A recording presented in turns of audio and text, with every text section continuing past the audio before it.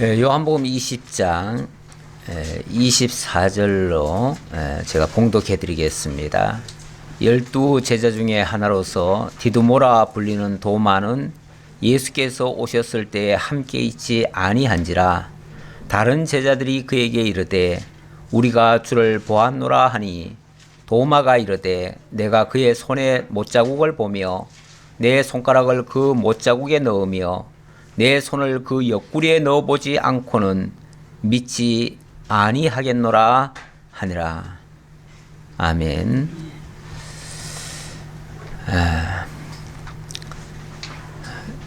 열 제자가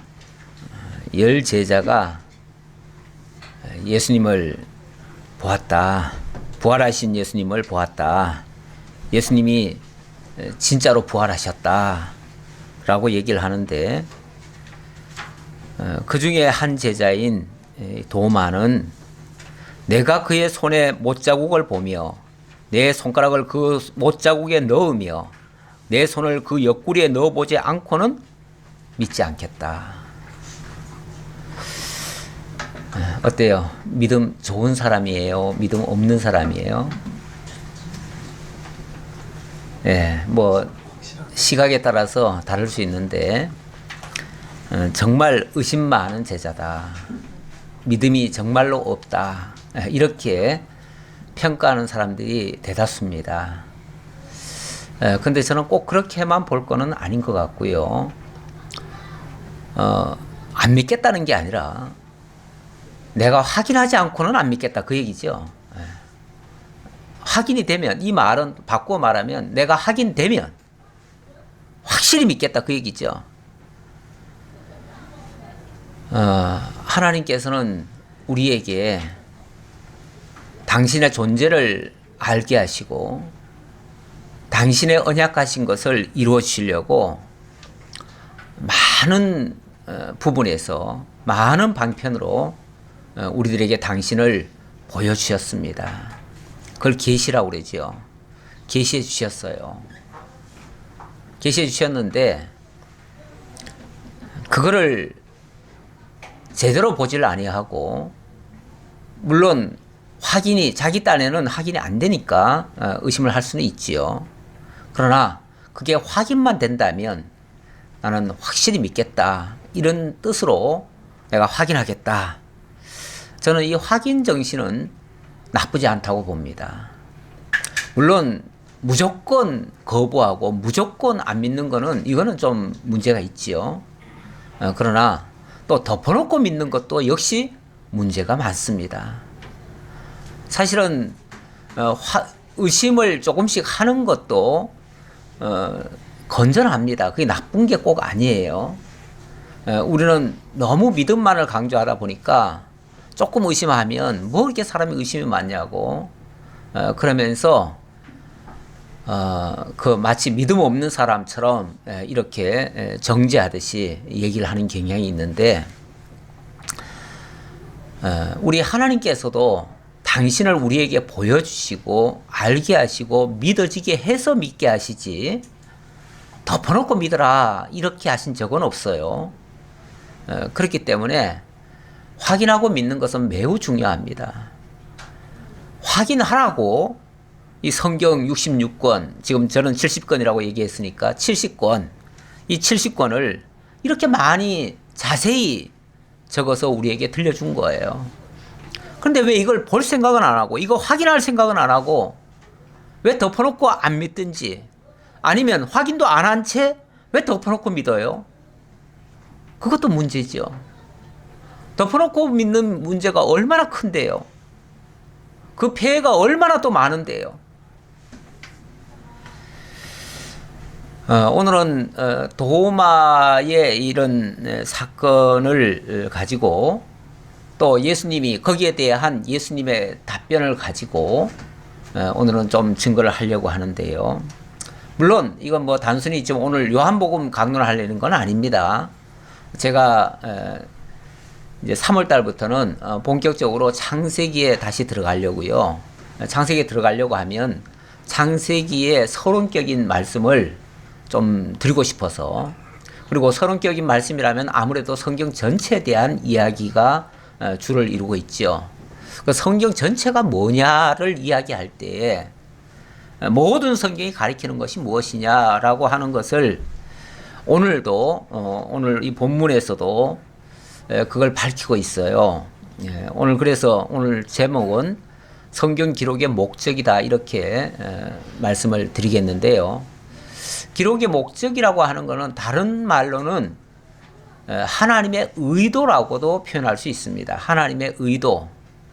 이 성경을 우리에게 주신 의도, 이 세상을 만드신 의도, 이 세상을 통해서 우리에게 하나님을 알게 하시는 이유, 목적 이런 것들을 좀 오늘 본문이 증거하고 있기 때문에 그래서 말씀을 드리려고 합니다. 만약에 도마가 이런 의문을 갖지 않았다면 예수님이 그런 식으로 자세히 설명하셨을까라는 그런 생각도 해보면서요.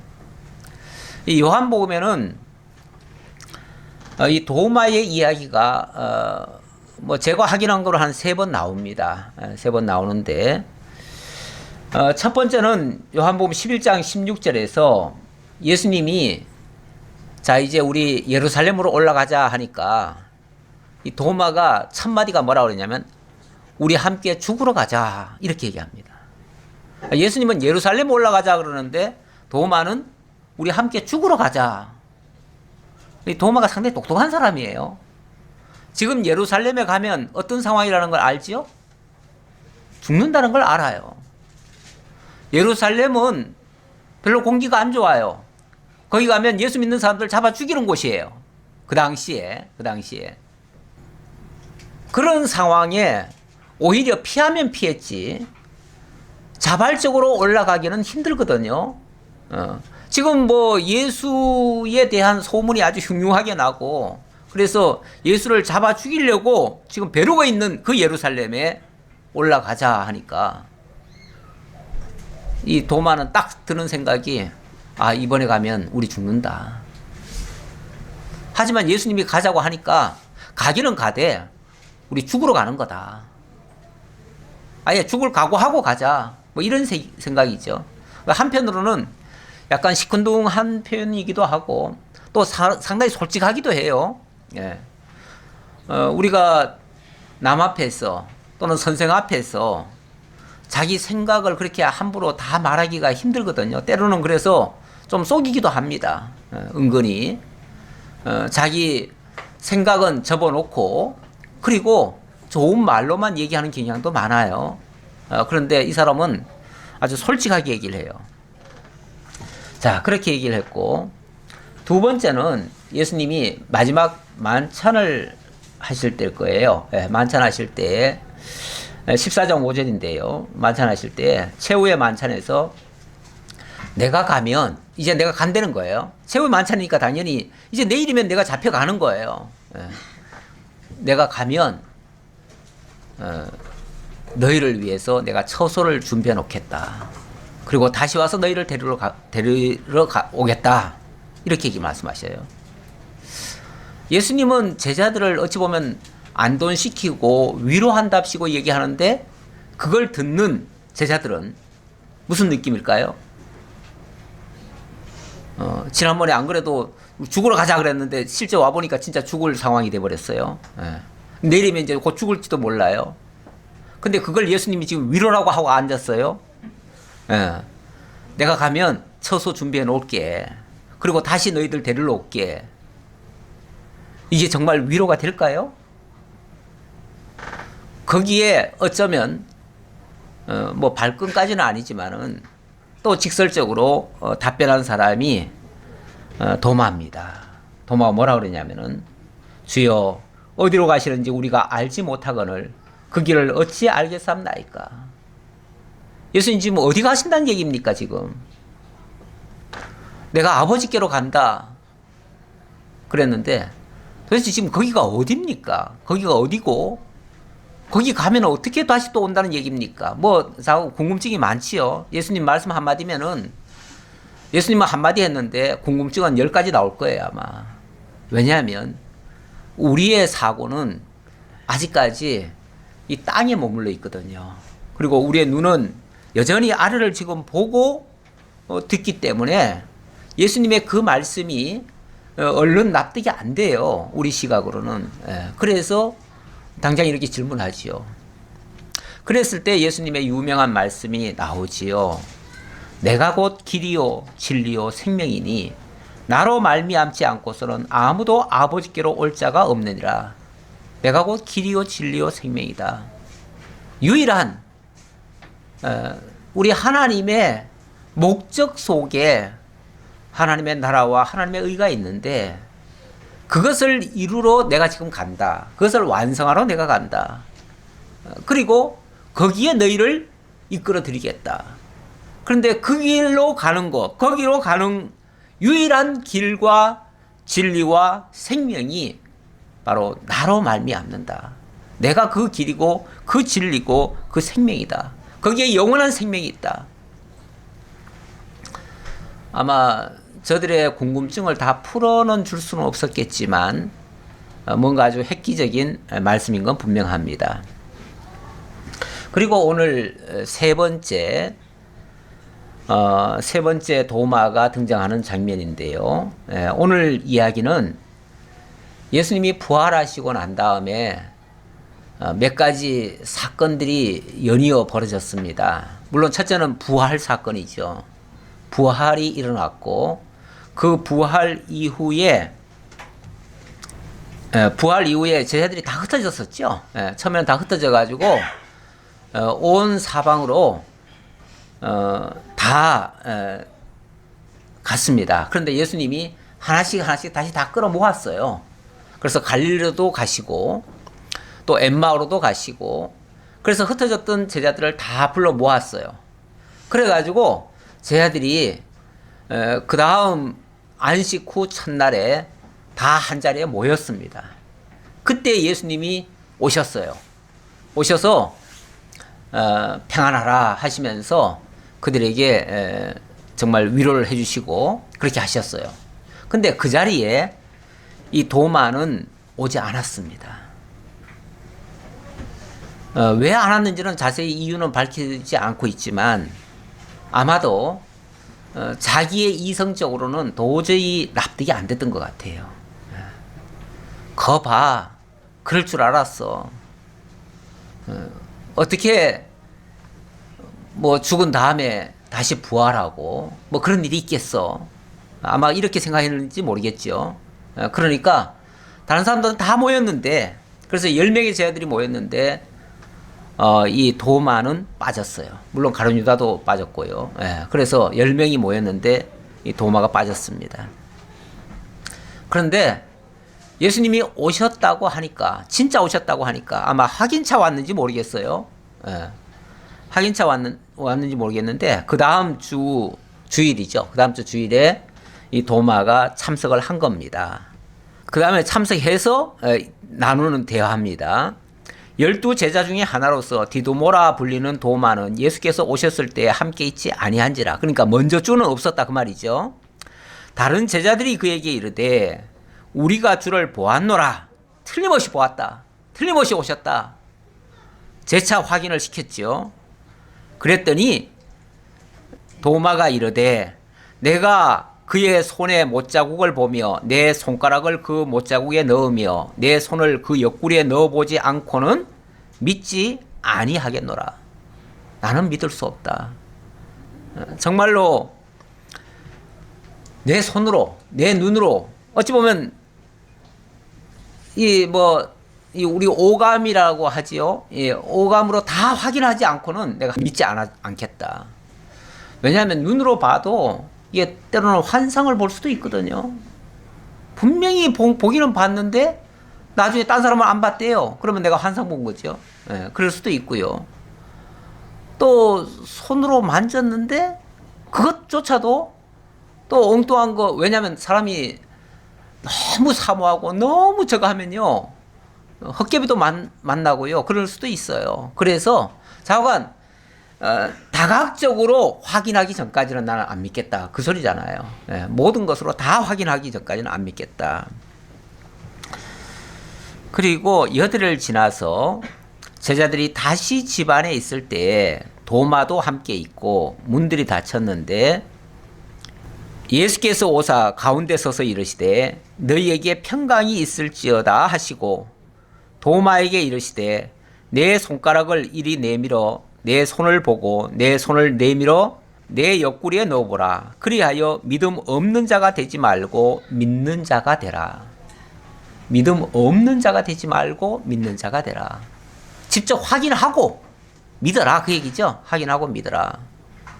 그리고 더 이상 믿음 없는 자가 되지 말고 이제부터는 믿는 자가 되라. 도마가 대답하여 이르되 나의 주님이시요 나의 하나님이시니이다. 아마 넣어봤겠죠. 여기 넣어봤다는 얘기는 생략이 됐는데 틀림없이 넣어봤을 거예요. 넣어보고 진짜 맞군요. 진짜 주님이시군요. 그래서 나의 주님이시요 나의 하나님이시니이다. 나의 주님, 나의 하나님, 그냥 예수님입니다가 아니라 그 예수님이 나의 주시고 나의 하나님이시다. 이거는 몇 단계 확고하게 확증된 그러한 신앙 고백이죠. 1차적인 고백이 우리가 보통 예수는 그리스도시다. 예수는 1차적인 고백이라면 예수는 실존 인물이다. 이 정도 있겠죠. 실존 인물이다.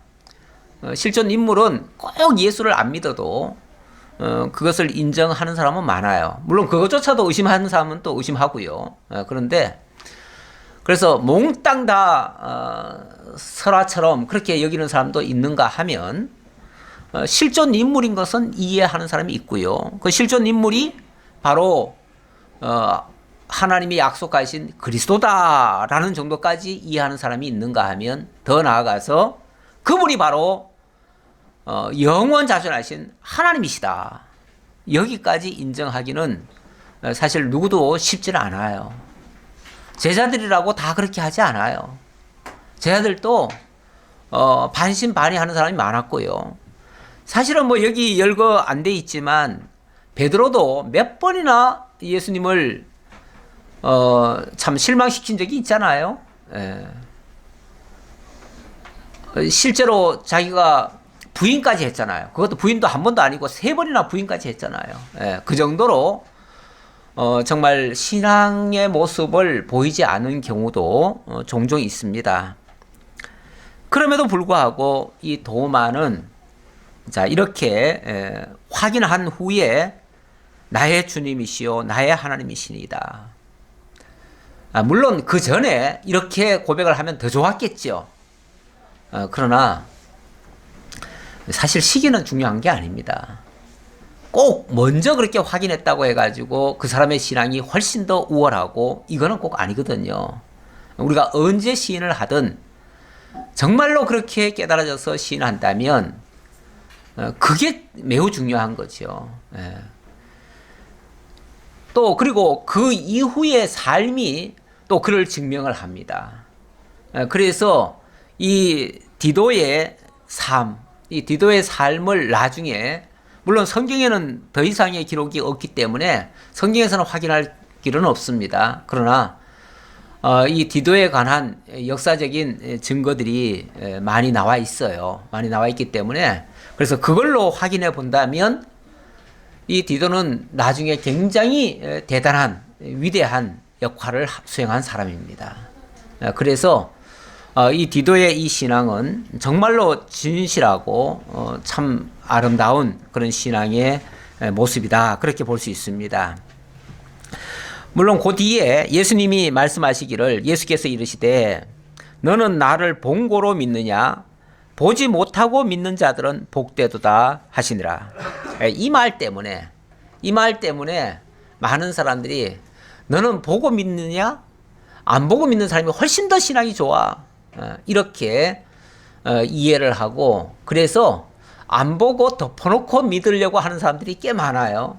소위 신앙이 좋다 하는 사람들은 대부분 안 보고 안 듣고 몰라도 그냥 무조건 믿어 이렇게 나가지요. 그런 반응들이 결국은 맹신을 만들고 무신을 만들고 이렇게 황당한 거기까지 이르게 되어집니다. 예. 근데 여기에 이 말씀은 물론 우리가 보기 전에까지 믿는다면 정말 좋죠. 좋은데 덮어놓고 믿는 것은 아니잖아요. 그러니까 여기에 이 본고로 믿느냐, 보지 못하고 믿는 자들은 복되도다. 이 보지 못하고 믿는다는 말이 뭐죠? 그냥 덮어놓고 믿으라는 얘기예요? 세상에 덮어놓고 믿는 법도 있나요? 사실 우리도 덮어놓고 믿었나요? 오늘 이 자리에 우리가 믿음을 가지고 이 신앙생활을 하는데 그냥 맹목적으로 믿고 덮어놓고 믿고 무조건 믿고 그렇게 왔습니까? 우리도 그렇게 한 적이 없어요. 예. 사실은 믿어지게 하셔서 믿어지는 어떤 역사를 통해서 믿어진 거죠. 다만 거기에 더 확인을 구체적으로 확실하게 하고자 하는 사람들이 있고 작은 거라도 정말 믿어져서 믿고 그걸로 더 이상 의심하지 않는 사람은 있을 수 있죠. 그거는 어떤 정도의 차이는 있지만은 사실 하나님께서 믿게 하지 않는다면 믿을 사람은 아무도 없습니다. 그런 의미에서 우리가 덮어놓고 믿을 수는 없고요. 다 믿음을 주셔서 믿는데 이 믿음을 주셔서 믿는다는 것이 뭐냐면 일종의 뭔가를 믿게 하는 사건이 있을 거 아니에요? 그 믿게 하는 사건. 그걸 뭐라고 그러냐면 표적이라고 그래요. 표적. 물론 그게 모든 것의 표적이라기보다는 사실은 예수님과 관계되는 것으로 표적. 예수님과 관계되는 표적. 그것에 의해서 믿어지는 일들이 진짜 믿음입니다. 그런데 그런 표적 없이 믿는다는 것은 정말 그거야말로 좀 의심스러운 거예요. 오히려 오늘 이 뒤에 마지막 결론에 가면은 그 표적이 나옵니다. 그래서 표적 이야기를 통해서 확실한 표적을 가지고 이야기하려고 하는 겁니다. 사실은 이 요한복음에는 표적이 딱 7개 나온다고 그래요. 뭐 제가 직접 세워본 건 아닌데 자료를 보니까 7개가 나온다고 그래요. 그래서 제가 몇 가지 그 참고적으로 적어놨는데 뭐 이걸 일일이 다 알 필요는 없습니다. 뭐 그러나 이제 우리가 참고적으로 한번 알아보자면요. 제가 주보에 적어놨지요. 7개의 표적이 기록되어 있습니다. 첫째는 가나안 혼인잔치 물로 포도주 만드는 사건, 그리고 가버나움에서 죽어가는 고관의 아들을 고치신 일, 그리고 베데스다에서 38년 된 병자를 고치신 일, 빵 5개와 물고기 2마리로 5,000명 먹이신 일, 디베아 바다에서 물 위를 걸으신 일, 실로암에서 장님의 눈을 뜨게 한 일, 죽은 지 사흘 된 나사로를 살리신 일. 사실 예수님의 그 표적이 이게 전부인가요? 이게 전부가 아니에요. 이거 말고도 엄청 많아요. 또 다른 성경에는 더 많이 기록을 하고 있어요. 근데 굳이 요한복음에는 요 5개만을 적어놓은 이유는요. 5개가 아니라 7개. 7개만을 적어놓은 이유는요. 사실 7개면은 완벽한 겁니다. 원래 7이라는 숫자 자체가 완전수라고도 하지요. 7번의 확증이 있었다면, 반복적인 확증이 있었다면 이거는 부인할 수 없는 사실이고요. 그거 가지고도 못 믿는다면 정말로 믿음 없는 사람이죠. 그러니까 이 7개는 사실은 뭐 목적은 하나예요. 목적은 하나. 그 목적에 대해서는 뭐 조금 앞서서 한번 봅시다. 30절 보니까 예수께서 제자들 앞에서 이 책에 기록되지 아니한 다른 표적도 많이 행하셨으나 오직 이것을 기록함은, 많이 기록했는데 오직 이것만 기록했다. 많이 표적을 행하셨는데 오직 이것만 기록했다. 그 이유는 너희로 예수께서 하나님의 아들 그리스도이심을 믿게 하려 함이요. 이 내용들이, 이 7개의 표적들이 한결같이 한 목적을 가지고 있는데, 그것은 예수께서 그리스도이심을, 하나님의 아들 그리스도이심을 믿게 하려는 것이다. 믿게 하려는 것. 그러니까 여기 7가지의 그 표적은 한결같이 예수가 그리스도이심을 믿게 하려는 것이지 그 이상의 것은 없다. 사실은 이 표적 말고도 엄청 많지요. 엄청 많고, 또 이걸 표적이다라고 언급을 해서 그렇지요. 표적이라고 언급하지 않고 표적처럼 행한 모든 일. 사실 우리가 오늘날 우리도 다 표적을 통해서 사실은 예수를 믿게 되는데, 무슨 표적을 보게 됐는가? 우리 각자가 정말 예수가 그리스도구나라고 하는 이 사실이 나름대로 증명이 된 거예요. 그래서 믿은 거예요. 그게 각자에게 주어진 표적들이에요. 원래 표적이란 말은 그 세메이온이라고 그러는데, 우리말로 하면은 그게 이제 간판이란 얘기예요. 간판. 우리가 간판을 보면 거기에 뭐가 있겠구나라는 걸 알잖아요. 있겠구나라고 아는데, 근데 여기서 우리 한번 생각해 볼 게 있어요. 간판을 보고 그 간판이 붙어 있는 그 안으로 들어가야 실체를 만나죠. 그렇죠? 그런데 많은 사람들이 이 간판만 보고 그 간판이 아름답다, 이쁘다, 좋다 그래가지고 그 간판 앞에서 붙잡고 그것만 가지고 난리치는 사람들이 있어요. 그런 사람을 뭐라고 그러냐면 표적신앙이라고 그래요. 쉽게 말하면 성경에 표적이 나타나니까 그 표적만을 구하고 그 표적만을 찾고 그 표적만을 좋다고 생각하는 사람들이죠. 그렇게 되면 본질을 만납니까? 실체를 만납니까? 못 만나지요. 그 안에 들어가야 만나는데 안 들어가니까 껍데기만 보고 그것만 붙잡고 늘어지니까, 그러면은 그 사람에게는 그 표적은 의미가 없는 표적이에요. 그걸 껍데기 붙잡고 있는 거예요. 우리가 성경을 볼 때에 성경도 물론 많은 사건들로 기록되어 있습니다.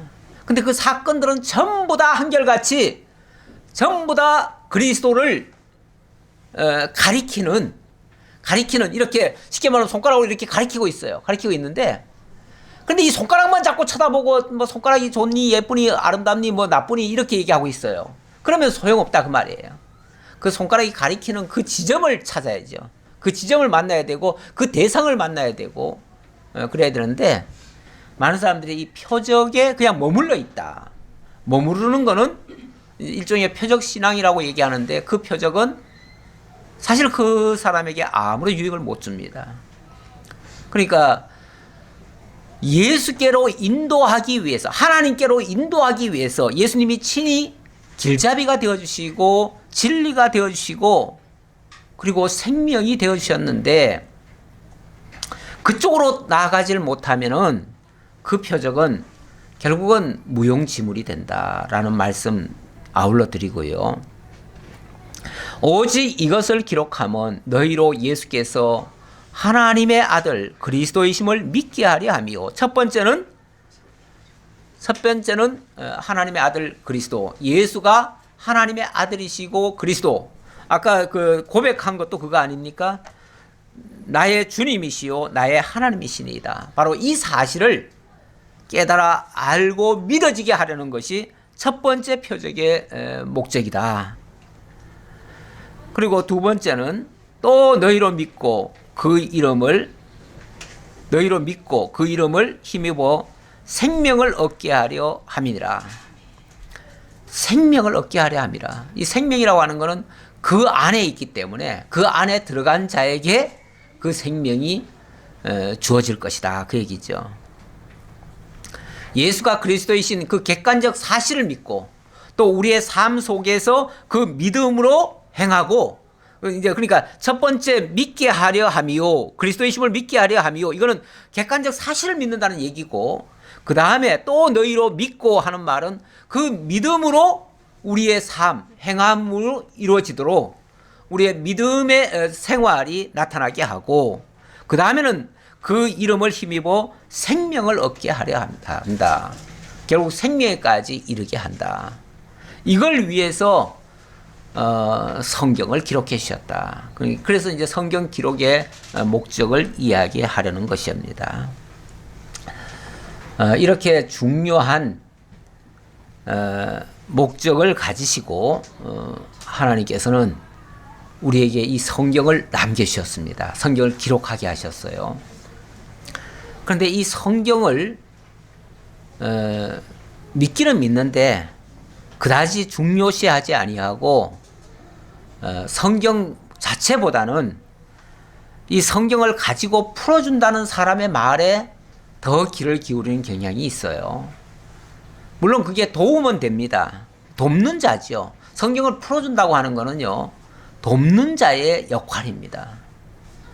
그런데 이 돕는 자를 마치 성경보다 더 위에 놓고 성경보다 더 우월하게 여기고 이렇게 되어지면 우리의 신앙이 빗나갈 수 있습니다.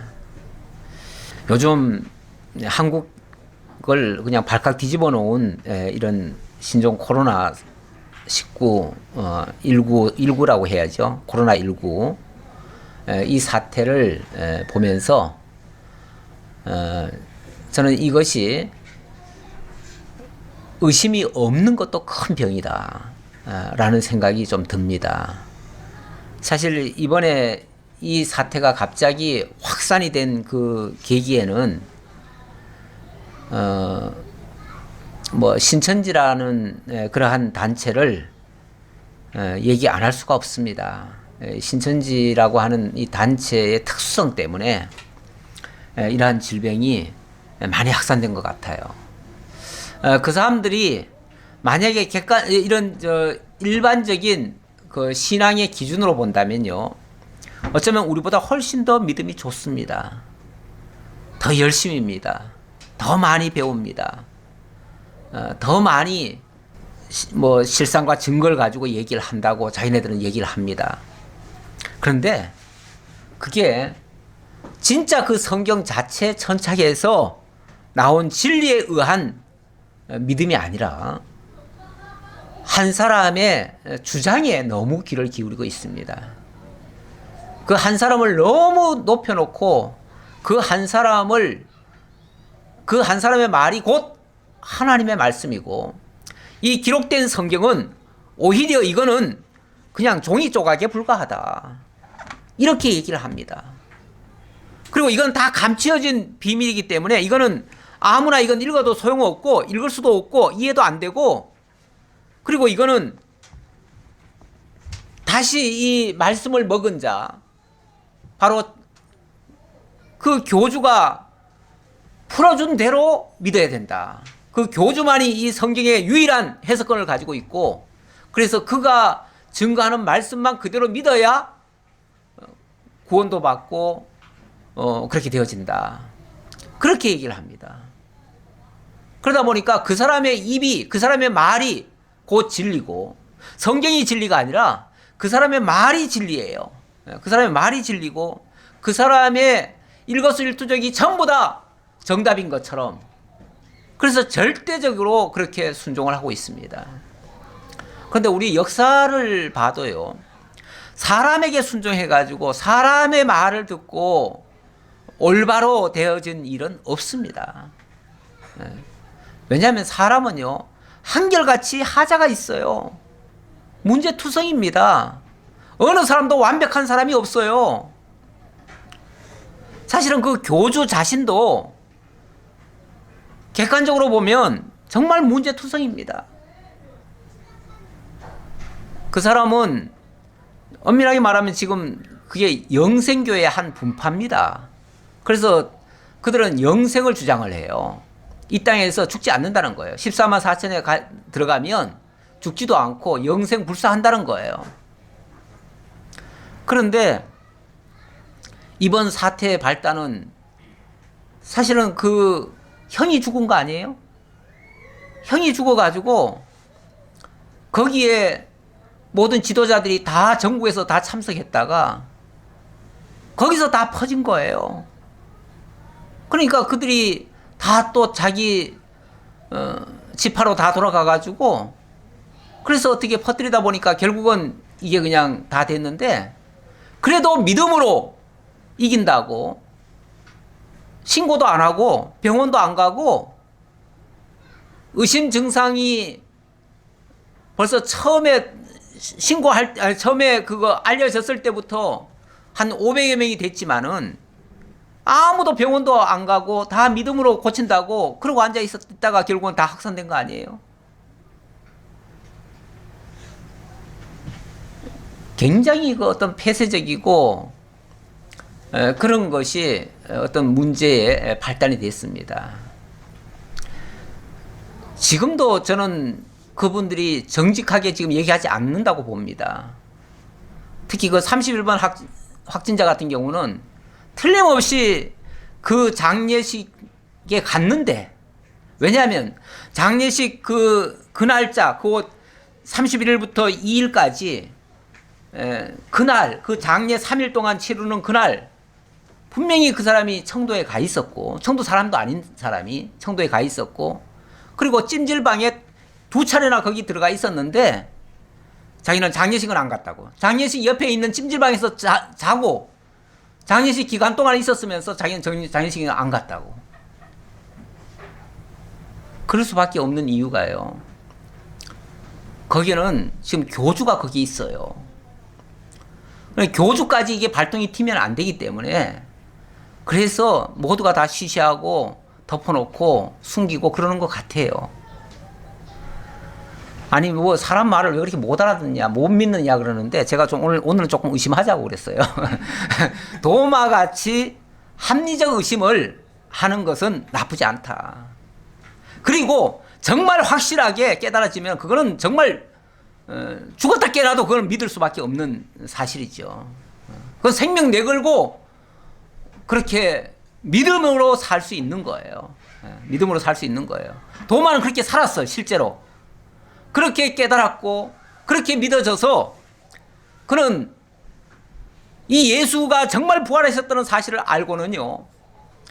자기가 이 복음을 전하러 갑니다. 바벨론으로 또 그 페르시아로 거쳐서 인도까지 갑니다. 인도까지 가가지고 거기서 복음을 전하다가 그 원주민들한테 잡혀가지고 결국은 죽임을 당하지요. 죽임을 당하는데 죽임 당할 때 창에 찔려 죽었다고 그래요.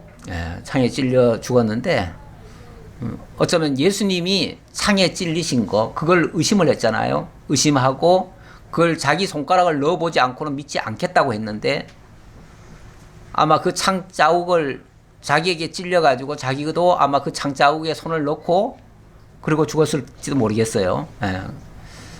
그게 이제 나중에 그 16세기에 그게 발견이 돼가지고 그 장소도 발견됐고 그 지역에 이 도마의 크리스찬, 뭐 도마를 통해서 증거된 그 크리스찬들이 거기에 실제 살고 있대요. 그래가지고 그들에 의해서 그 무덤도 있고 그래서 도마의 무덤과 그 모든 증거들이 다 나와가지고 실제 도마가 그렇게 복음 전했다는 사실이 증명이 됐습니다. 그렇게 해서 순교를 했는데 그 순교가 죽음으로 끝나는 비극적인 죽음으로 끝나는 게 아니라 영원한 생명을 얻는 거죠. 여기 오늘 본문에 증거된 대로 그 확실한 표적을 통해서 예수께서 하나님의 아들 그리스도이심을 믿고 또 그 믿음의 생활을 하고 그리고 그 이름으로 생명을 얻게 되었다라는 말씀을 아울러 드리도록 하겠습니다. 제가 아까 신천지 얘기 조금 하다 말았는데 사실 신천지로는 지금 굉장히 위기죠. 이 코로나로도 위기지만은 사실은 그분이 이건 뭐 사적인 얘기인데, 당신도 부인이 있고, 남의 부인이 있는 사람이 남의 가정에 멀쩡하게 남편도 있고 두 아들도 있는 여자를 데려다가 하나님이 명하셨다면서 결혼을 했어요. 그런데 그 여자가 한 3년 전에 떠났습니다. 그런데 이제 그 다음부터는 배도자라고 해가지고 그 여자를 굉장히 핍박을 합니다. 핍박을 하는데, 거기 신천지 본부에 가면 해가 하나 있고 달이 하나 있어요.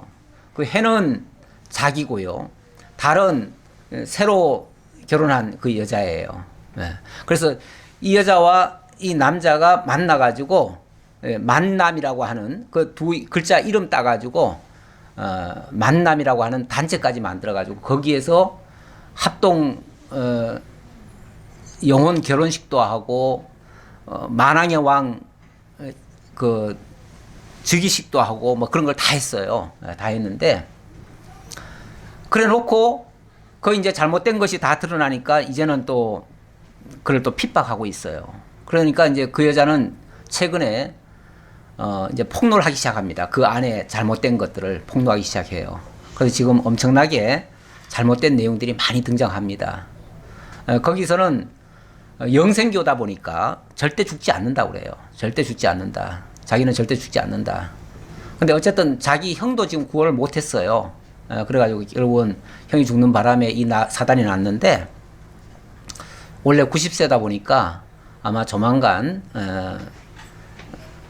틀림없이 죽을 거는 같은데, 모르죠. 또 영생교가 사실이면은 안 죽을 수도 있겠죠. 안 죽을 수도 있겠지만, 뭐 제 믿음으로는 그렇게는 못 믿습니다. 저는 틀림없이 죽는다고 보는데, 죽게 되어지면 어떤 사단이 일어날는지는 아직 몰라요. 그런데 어떤 면에서는 하나님께서 그 정말 무서운 그 세력을 하나님께서 지금 막으시는 어떤 역사가 아닌가라는 긍정적인 저는 해석도 조금 해봅니다. 아직은 조심스럽습니다만은 그만큼 끼친 해악이 너무 크고요. 지금 코로나 바이러스를 거기서 지금 숙주가 돼가지고 전체를 다 옮기고 있는 중인데, 어쩌면 저는 그 자체가 바이러스가 아닌가 싶을 정도예요. 종교적 바이러스. 왜냐하면 그들이 지나가는 교회마다 다 쑥대밭이 됐어요. 그리고 통째로, 아니 지금 불과 몇십 년 만에 지금 20만 명이 넘었어요. 거기가 20만 명이 넘었는데, 그들이 다 누굽니까? 다 기존 교회 성도들이에요. 거기는 저 새신자들 전도하지 않아요.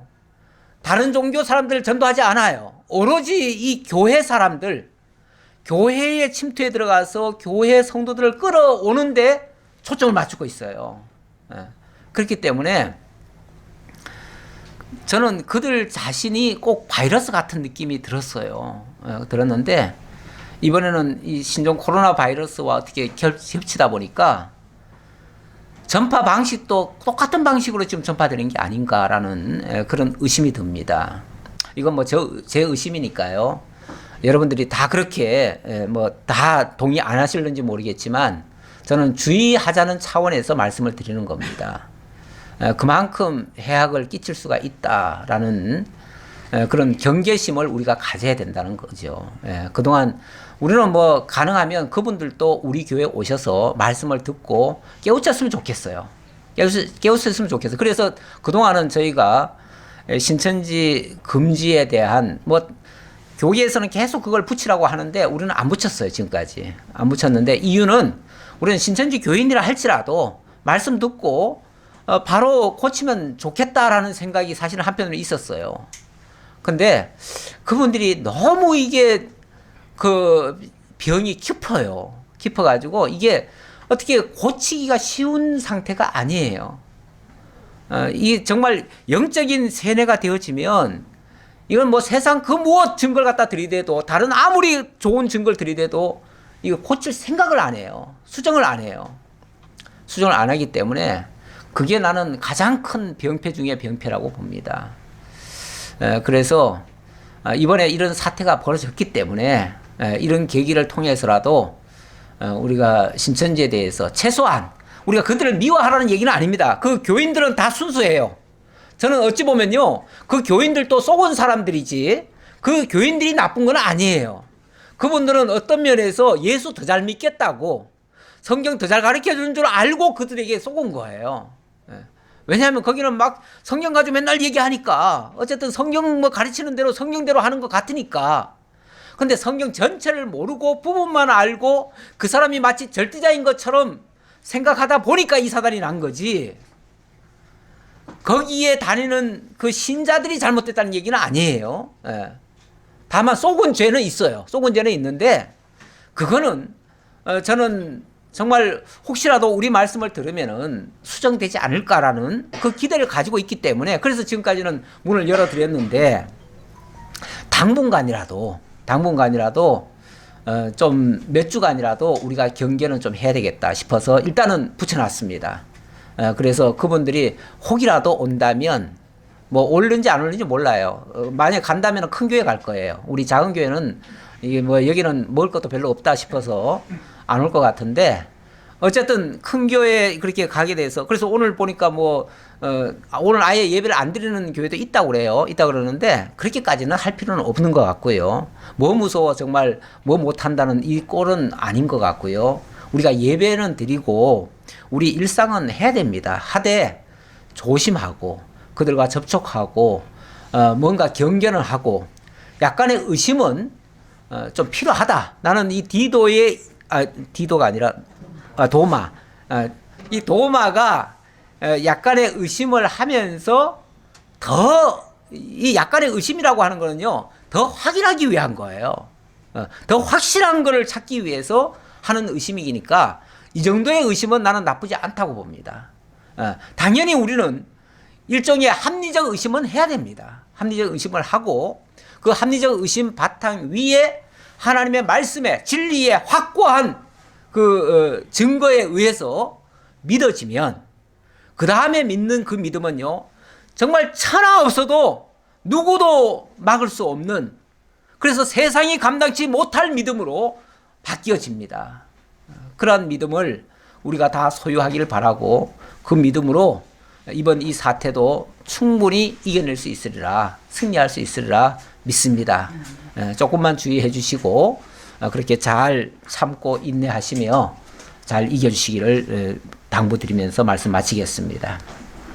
아버지 하나님 감사합니다. 오늘 성경 전체 서론 두 번째 시간을 가졌습니다. 아버지 하나님 저희들에게 더 확실한 예언으로 주신 이 계시의 말씀 그리고 예수님께서 친히 보여주신 표적의 내용들 그 내용을 통해서 예수가 그리스도시고 하나님의 아들이시고 우리의 구원자가 되시고 길과 진리와 생명 되시는 그래서 우리에게 하나님의 나라와 그 안에서 영원한 생명을 주시는 것임을 다시 한번 깨달았습니다.